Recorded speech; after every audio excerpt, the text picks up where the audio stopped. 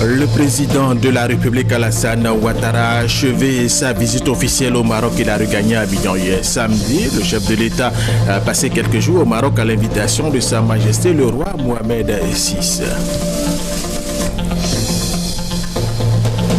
La 62e journée mondiale de la lèpre est célébrée ce dimanche ici en Côte d'Ivoire. La cérémonie officielle a lieu à Azopé. Le thème choisi cette année est « Donnons pour vaincre la lèpre ».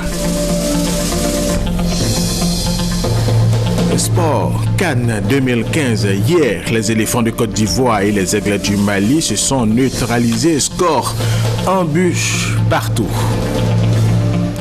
Le magazine de ce dimanche 25 janvier a pour thème Programme national d'amorçage des tissus des PME dynamiques dans les 31 régions et les 2 districts autonomes de la Côte d'Ivoire. Notre invité est Jérémy Yves Yakayoro, conseiller spécial du directeur général de l'Institut ivoirien de l'entreprise INIE. Monsieur Yakayoro, merci d'avoir accepté notre invitation et à tout à l'heure pour l'entretien. Mesdames et messieurs, bienvenue et merci de suivre les informations sur RTI 1. Nous vous le disions à l'instant, le président de la République Alassane Ouattara a achevé sa visite officielle au Maroc. Il a regagné Abidjan hier samedi. Le chef de l'État a passé quelques jours au Maroc à l'invitation de Sa Majesté le roi Mohamed VI. Lors de son séjour marocain, il a eu une série d'activités. Le président de la République, bien sûr, il a présidé chez la clôture du Forum économique ivoiro-marocain, soldé par la signature de 24 accords et rencontré des investisseurs marocains. Nous vous proposons un extrait de l'intervention du président de la République Alassane Ouattara à son arrivée. Je viens d'effectuer à l'invitation de Sa Majesté le roi Mohamed VI une visite officielle au Royaume du Maroc, plus précisément à Marrakech. J'ai été accompagné de Madame la Première Dame, d'une forte délégation composée du ministre d'État, ministre des Affaires étrangères, plusieurs ministres, de hauts fonctionnaires et des personnalités du monde des affaires du secteur privé ivoirien. Je voudrais à nouveau exprimer toute ma gratitude à Sa Majesté et à Son Altesse royale, la princesse Lala Salma, pour leur hospitalité, ainsi que pour l'accueil chaleureux et fraternel qui nous ont été réservés. Nous avons été très touchés par toutes les marques d'affection que nous ont manifestées le roi Mohamed VI, la princesse Lala Salma, ainsi que toute la famille royale, tout au long de cette visite officielle, comme à chacune de nos rencontres au Maroc ou en Côte d'Ivoire. Cette visite officielle a été l'occasion de renforcer les relations déjà excellentes entre le Royaume du Maroc et la République de Côte d'Ivoire. Elle a également été l'occasion d'exprimer à Sa Majesté, le roi Mohamed VI, notre grande admiration pour l'œuvre de modernisation et de développement qu'il a entreprise et qui fait du Royaume du Maroc un pays respecté et un partenaire de premier plan. Au cours de nos entretiens, nous avons réaffirmé notre volonté de diversifier le partenariat entre nos 2 pays dans tous les domaines. Nous avons, à cet effet, procédé à la signature de 16 accords bilatéraux entre le Royaume du Maroc et la République de Côte d'Ivoire. Je précise que ces accords portent notamment sur la coopération en matière de sécurité, dans le domaine de la santé, de l'éducation et de l'enseignement technique. Nous avons aussi signé un mémorandum d'entente relatif au projet de sauvegarde et de valorisation de la baie de Cocody.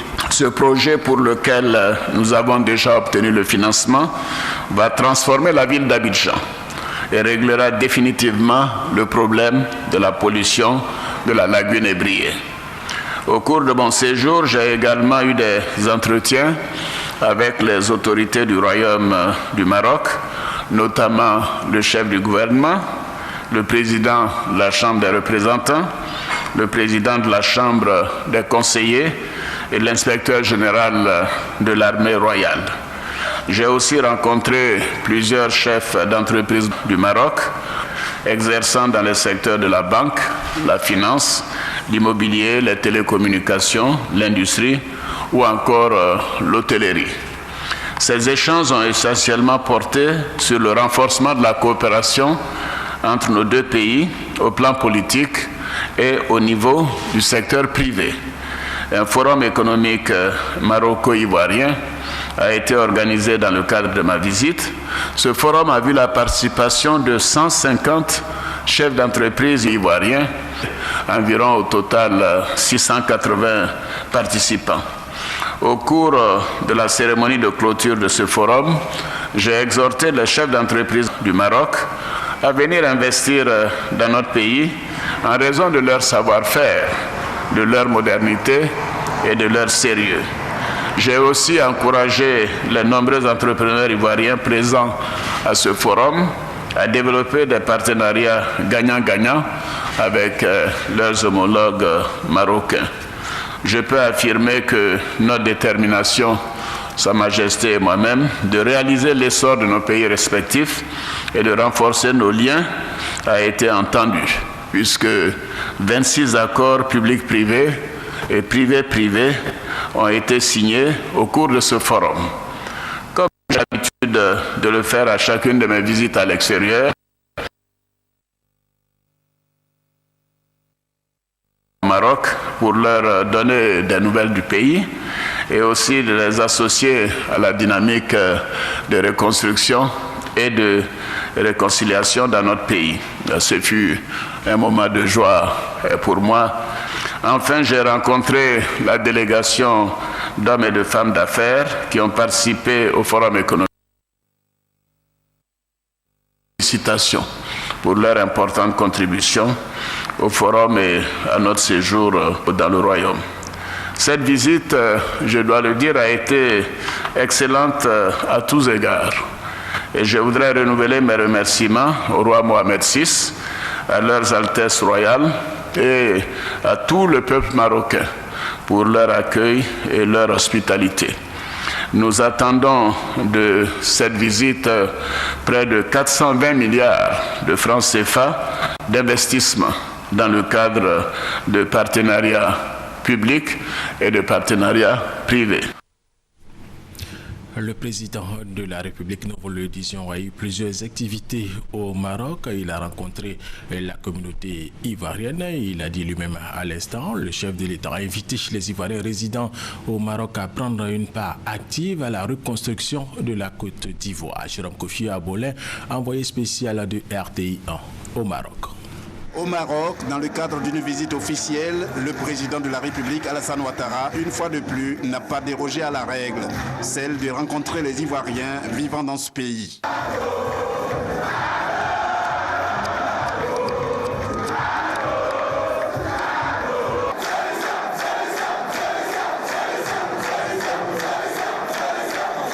Entre eux et le chef de l'État, la communion a été totale, avec en prime un défilé pour une représentation de la Côte d'Ivoire du nord au sud et de l'est à l'ouest, en passant par le centre.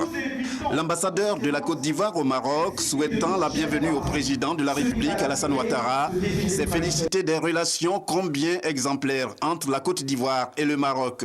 Depuis notre prise de fonction dans ce pays, je puis affirmer sans embâche que nous avons bénéficié de toute la sollicitude que l'on peut attendre des hautes autorités d'un pays ami. Sollicitude à la mesure du respect et de la considération que voue celle-ci à notre pays et à son président. Ces autorités, avec à leur tête le roi Mohamed VI, que Dieu l'assiste, adhèrent totalement, et nous avec elle, à votre vision de faire de l'axe Rabat-Yamoussoukro un modèle de coopération sud-sud. Les Ivoiriens du Maroc, heureux de cette rencontre avec le président de la République, ont saisi l'occasion pour évoquer toutefois quelques obstacles à leur épanouissement dans leur pays hôte. Nous, résidents au Maroc. Nous voulons contribuer autant que faire se peut au renouveau de notre pays, la Côte d'Ivoire. Mais nous devons vous l'avouer, Monsieur le Président de la République, nos envies et nos espoirs, aussi forts soient-ils, sont confrontés à des difficultés.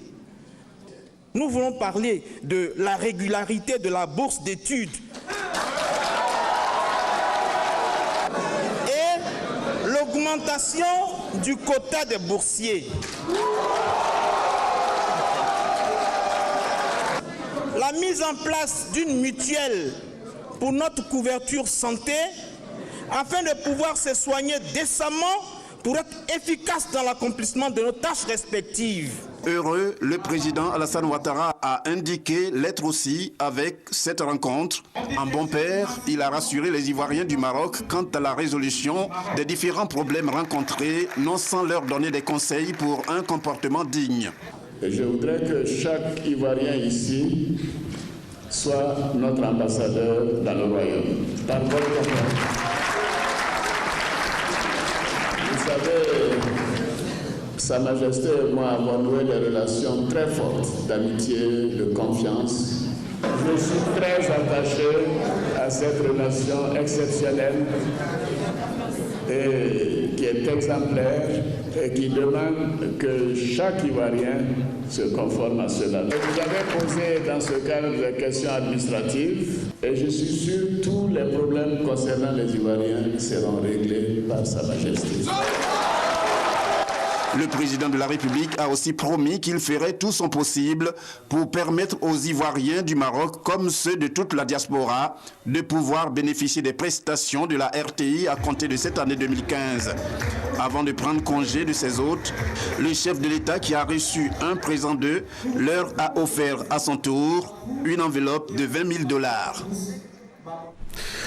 Lors de cette visite officielle au Maroc, un dîner a été offert au président de la République Alassane Ouattara par le roi du Maroc, Mohamed VI. Et nous allons retrouver notre envoyé spécial, Jérôme Kofi, à Bolin. L'honneur est grandissime pour le couple présidentiel ivoirien ainsi que toute la délégation qui l'accompagne, tant il est fait par le roi et son épouse. Vous avez compris, un dîner offert au président de la République Alassane Ouattara et à son épouse Dominique Ouattara par le couple royal marocain à la faveur de la visite officielle du président ivoirien au royaume du Maroc. Donc un dîner royal avec les mets aussi succulents les uns que les autres, concoctés pour accueillir dans le cadre enchanteur du palais royal du Maroc l'hôte de marque, à savoir le président de la République de Côte d'Ivoire, Alassane Ouattara, avec toute sa délégation. Une occasion donc pour les convives, avec en tête le chef de l'État, de découvrir le patrimoine culinaire du royaume du Maroc. Pour ce qui est de l'ambiance au cours de ce dîner, c'est celle de deux familles ensemble au regard des liens séculaires entre la Côte d'Ivoire et le Maroc.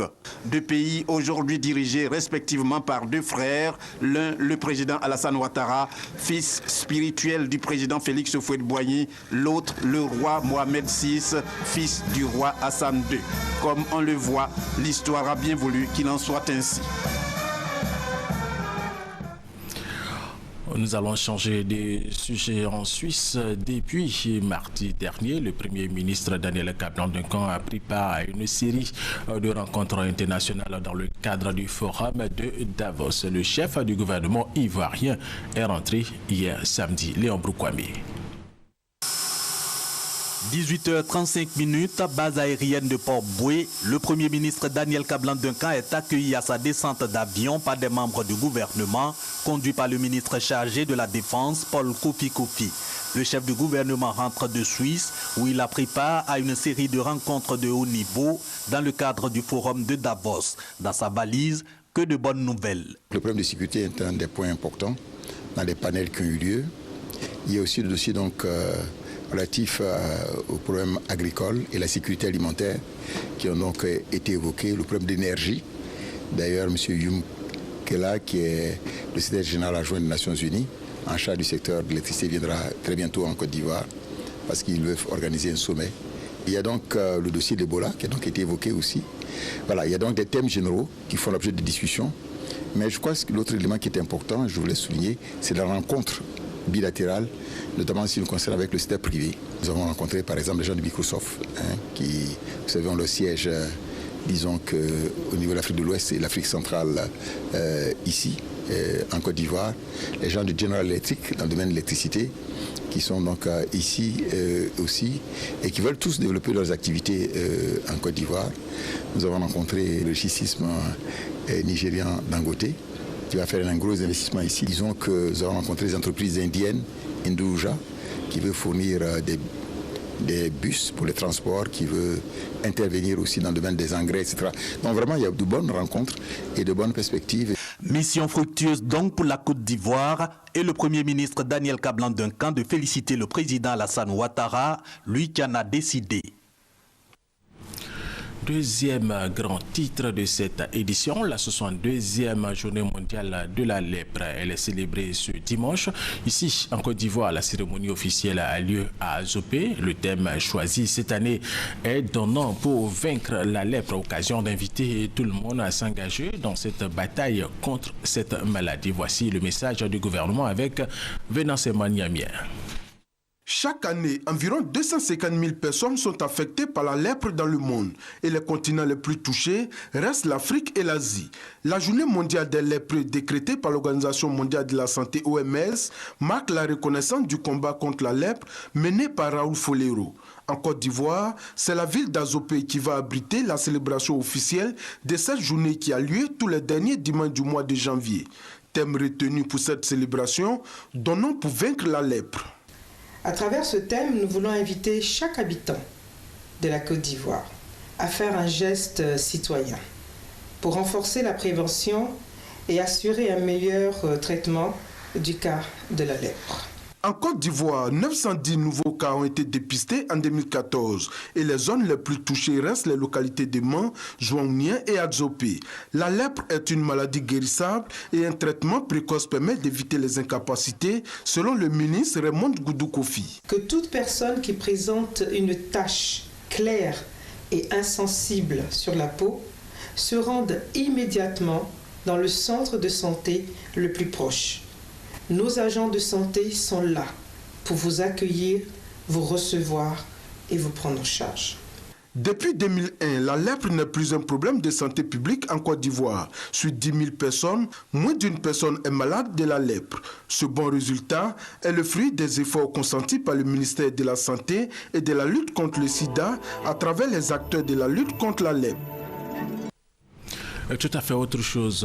Anne Désiré Oloto, ministre de la Solidarité, de la Famille, de la Femme et de l'Enfant, a convié les journalistes à un déjeuner de presse hier samedi. Elle a présenté à la presse nationale et internationale le bilan des activités de son ministère pour l'année 2014 et le plan d'action pour 2015. Regardez. L'année 2014 aura été marquée par des actions de solidarité, de promotion des droits de l'enfant et de l'autonomisation de la femme. Occasion pour le ministre de la Solidarité, de la Famille, de la Femme et de l'Enfant, Anne Désiré Oloto, de faire le bilan. Aussi a-t-elle présenté son plan d'action pour l'année 2015 ce samedi 24 janvier à la Maison de la Presse au Plateau en présence des journalistes. Une des priorités de ce plan d'action est le phénomène d'enlèvement d'enfants qui prend de l'ampleur. Une situation qui ne peut plus continuer, selon le ministre. Le parent doit être attentif à l'évolution de l'éducation de son enfant. Qui a dit que pour devenir riche, on égorge quelque chose? Mais lui-même, pourquoi il est dans la case où vous allez le voir là? Elle a également invité journalistes, parents et forces de l'ordre à accompagner le gouvernement dans la lutte contre le phénomène. Je voudrais profiter de cette antenne pour lancer un appel encore une fois aux parents. Pour que les parents réorganisent la vigilance autour de l'enfant, de la maison à l'école et de l'école à la maison. Il faut faire en sorte également que les enfants ne rentrent pas seuls à la maison. Malheureusement, on constate encore ce phénomène-là. C'est ensemble qu'il faut, n'est-ce pas, relever ce défi-là. Au ministre de conclure en invitant les parents à s'investir davantage dans l'éducation de leurs enfants. Bilan des activités du ministère des Eaux et Forêts, il ressort que le secteur privé du bois a contribué à environ 4 milliards de francs CFA au produit intérieur brut et favorisé la création de 50 000 emplois directs. Toutefois, ce secteur reste confronté à de nombreuses difficultés. Léon Broukwame. Dans le secteur du bois, les difficultés sont légion et de plusieurs ordres. La première difficulté, c'est d'abord la raréfaction de la matière première. La Côte d'Ivoire manque de plus en plus de bois. Nous avons des difficultés d'ordre fiscal. La fiscalité est très forte. On assiste à une augmentation de la redevance des terrains industriels. On assiste aussi à une augmentation du droit unique de sortie. Et tous des facteurs qui pénalisent effectivement notre secteur. Malgré toutes ces difficultés, le secteur a contribué à hauteur de 3,9 milliards de francs CFA au produit intérieur brut PIB. Il a surtout favorisé la création de 50 000 emplois directs et 100 000 emplois indirects en 2014. Pour entretenir la survie de ce secteur, le ministère des Eaux et Forêts organisera en mai prochain les États généraux de la forêt. Les États généraux sont nécessaires pour faire un diagnostic. Parce qu'on dit toujours la forêt disparaît, on a tel mot, on a tel problème, mais il faut qu'on sache exactement qu'est-ce qu'on a et qu'on trouve les solutions idoines. C'est pour ça que les États généraux sont importantes. Le comité scientifique que nous avons installé est au travail et très bientôt, j'ai dit bien très bientôt, en mai, on aura la tenue de ces États généraux. En plus de ces États généraux, d'autres actions d'envergure sont prévues cette année 2015, entre autres le démarrage du projet de la muraille verte au nord du pays. Il est destiné à créer 10 000 hectares de forêt d'ici à 2017. S'ajoutent les créations de forêts-galeries pour la protection des cours d'eau, des zones de peuplement et de chasse pour faire face au braconnage.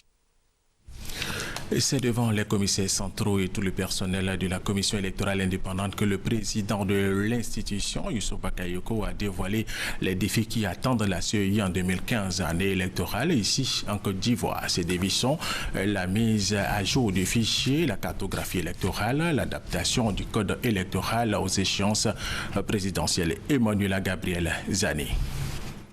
Des commissaires centraux à Youssouf Bakayoko lui-même, président de la CEI, Commission électorale indépendante, la certitude est que si l'année 2014 a été marquée par la réforme de la CEI, preuve de la normalité institutionnelle, 2015 est l'année des défis et non des moindres. Parmi les défis majeurs qui se dressent devant nous, il y a la mise à jour du fichier électoral. Cette activité débutera dès le premier trimestre de cette année. Il y a également le code électoral, principal outil de travail de notre institution. À cela, il faut ajouter le plus immédiat des défis attendus par tous, l'élection du président de la République. Mais avant cela, la cartographie électorale a besoin d'un bon toilettage, des tâches immenses qui nécessitent une grande solidarité et cohésion des membres de la CEI. Je suis persuadé que pour les mener à bien, l'avenir nous trouvera comme par le passé, unis et solidaires. Cérémonie aux accents d'appel à l'engagement de tout le personnel, la commission électorale indépendante veut rompre avec le cycle des scrutins fâcheux de 2010. Dans quelques jours seulement, la commission installera ses démembrements locaux. La présidentielle, elle, est attendue dans le courant du mois d'octobre. Le président du Rassemblement pour la paix et le progrès RPP, Laurent Donafologo, s'est prononcé sur l'appel de Daoukro, un appel qu'il qualifie de miraculeux car il pourrait éviter à la Côte d'Ivoire d'autres crises. Ben Touré, Emmanuela Gabriel Zani. Certains l'ont qualifié d'historique, d'autres comme Laurent Donafologo jugent l'appel de Daoukro de miraculeux. C'est pas de dire je veux ceci ou je veux ça. Je vous dis ce qui se passe. L'essentiel est que cette entente entre deux adversaires d'hier, entente qui surprend plus d'un, et à juste raison, permette à la Côte d'Ivoire d'avancer encore plus vite et plus solidement vers la prospérité et l'émergence. Pour le président fondateur du Rassemblement pour la paix, le progrès et le partage RPP, l'opposition doit être l'autre face de la médaille de la construction nationale et non une opposition qui fait l'apologie de la chaise vide. La ligne oppositionnelle à laquelle je vous appelle est difficile. Contrairement à ce que l'on peut penser, elle est plus difficile à mettre en œuvre. Il nous faut, pour le bien de la Côte d'Ivoire et des Ivoiriens, nous efforcer de prendre ce chemin-là, certes malaisé, mais qui conduit au salut de notre nation. Le dégel des avoirs, notamment celui de son secrétaire général Ouattara Nyonzie, le retour des exilés ou encore la libération de certains prisonniers de la crise post-électorale, des actions saluées par le RPP. Des gestes de décrispation politique de ce genre, Laurent Donafologo en souhaite encore et encore, surtout en cette année électorale. Emmanuela Gabriel Zanilou. La jeunesse du mouvement des Forces d'Avenir a été reçue par le conseiller technique du président de la République chargé de la jeunesse et des sports. Au menu de la rencontre, l'actualité sociopolitique et la question de l'emploi. À l'issue d'un conseil présidentiel sur la problématique de l'emploi jeune, le gouvernement a annoncé en début d'année la mise sur pied d'une structure. C'est bien ce sujet qui est au centre des échanges entre les leaders de la jeunesse du MFA, Mouvement des Forces d'Avenir et le conseiller technique du chef de l'État. Il s'agit de se mettre au même niveau d'information pour expliquer à la jeunesse ivoirienne les efforts du président Alassane Ouattara pour résoudre le problème de l'emploi jeune. L'emploi jeune est une question très fondamentale partout en Afrique, surtout en Côte d'Ivoire. Nous espérons que le MEFA, toutefois qu'il est sollicité, jouera sa part pour que vraiment ce projet, cette initiative de mise en place de ce conseil-là puisse bénéficier à l'ensemble des jeunes de Côte d'Ivoire. Le chef de l'État a annoncé des réformes. Le président des jeunes du MFA nous a fait part de la lecture de la jeunesse du MFA sur le processus en cours. Je note avec satisfaction que la jeunesse du MFA soutient les actions du chef de l'État. Nous allons transmettre l'ensemble des propositions qui ont été faites par la jeunesse du MFA au secrétaire général de la présidence. Le conseiller technique du président de la République exhorte également les jeunes à plus de persévérance et les invite aux assises de la jeunesse. Ce rendez-vous prévu pour se tenir du 23 au 28 mars prochain.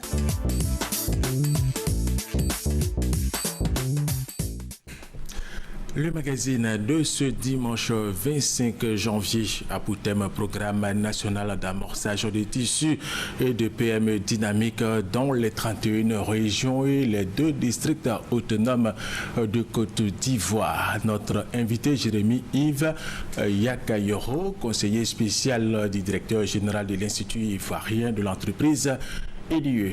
Monsieur Yakayoro, merci d'avoir accepté notre invitation. Merci. Avant notre entretien, nous allons suivre ce reportage d'Astou Touré et de Vénance Mananyamia sur l'ENIE, l'Institut ivoirien de l'entreprise, qui a mis en place une stratégie qui consiste à créer 5 réseaux de petites et moyennes entreprises dans chacune des 31 régions et des 2 districts autonomes de Côte d'Ivoire. Regardez. L'émergence de la Côte d'Ivoire ne peut se faire sans les PME, levier de croissance créatrice de richesses et d'emplois. C'est une vision que partage l'INIE, l'Institut ivoirien de l'entreprise.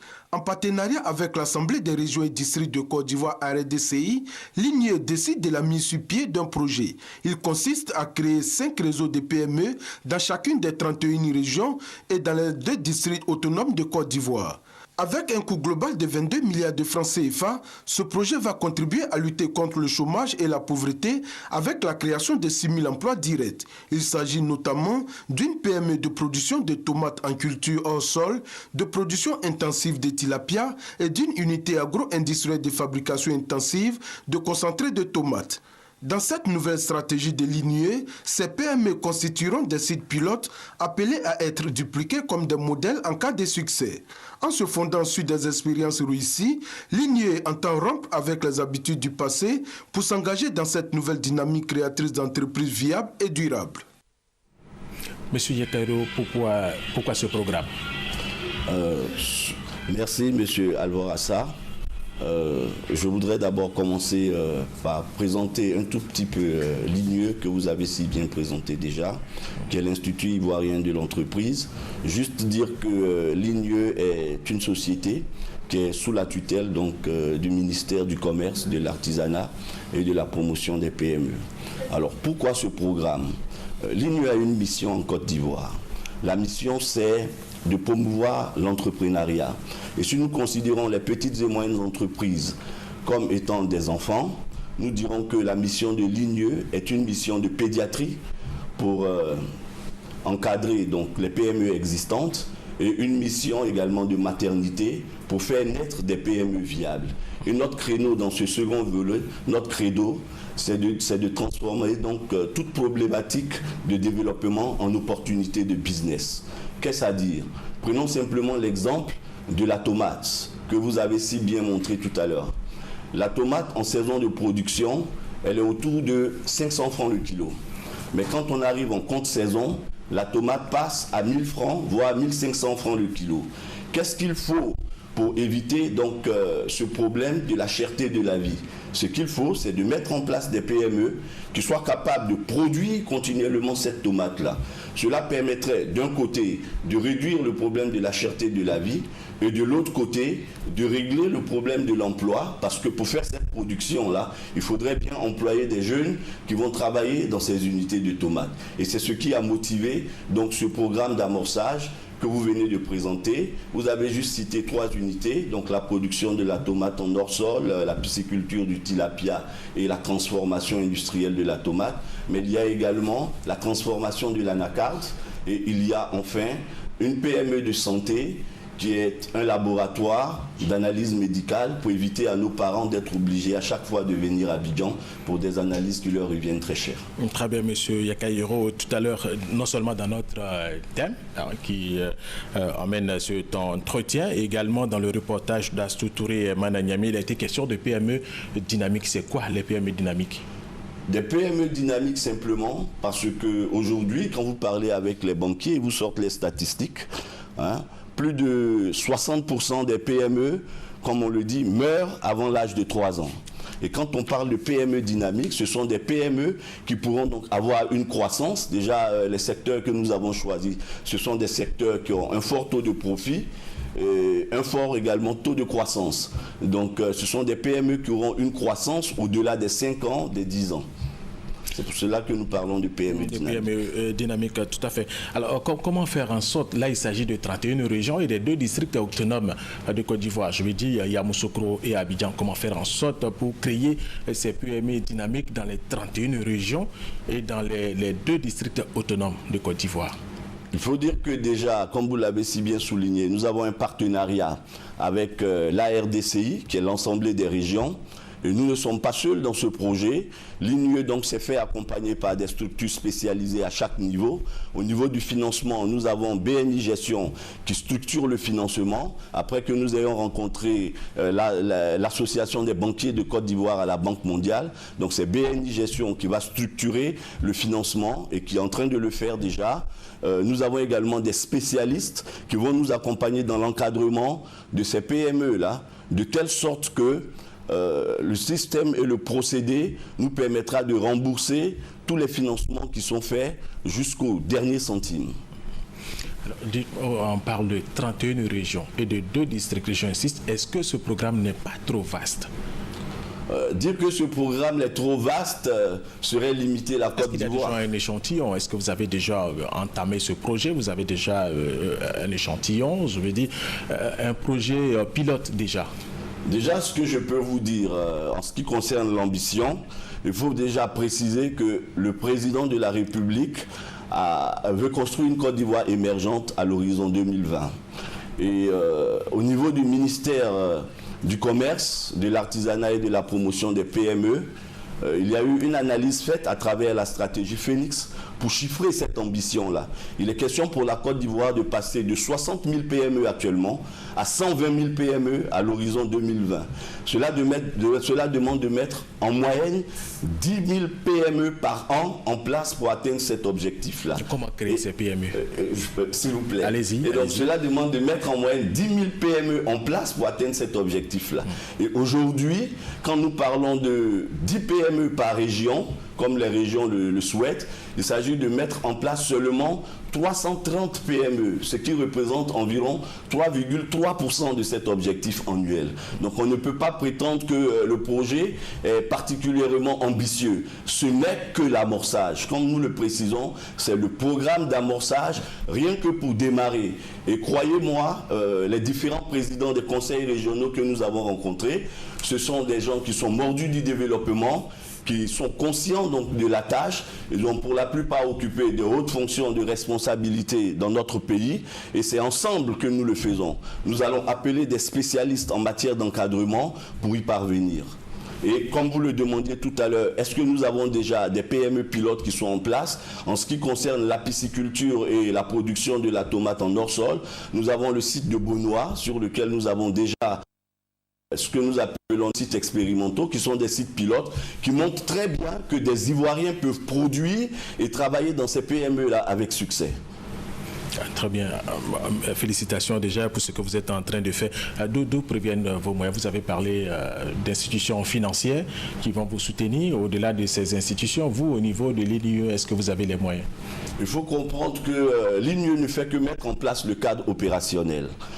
Lorsque ce programme a été conçu, les premiers partenaires que nous avons rencontrés, ce sont les banquiers. Et en matière de finances, ils nous ont simplement demandé de mettre en place un fonds de garantie pour qu'ils puissent nous accompagner, ces banquiers.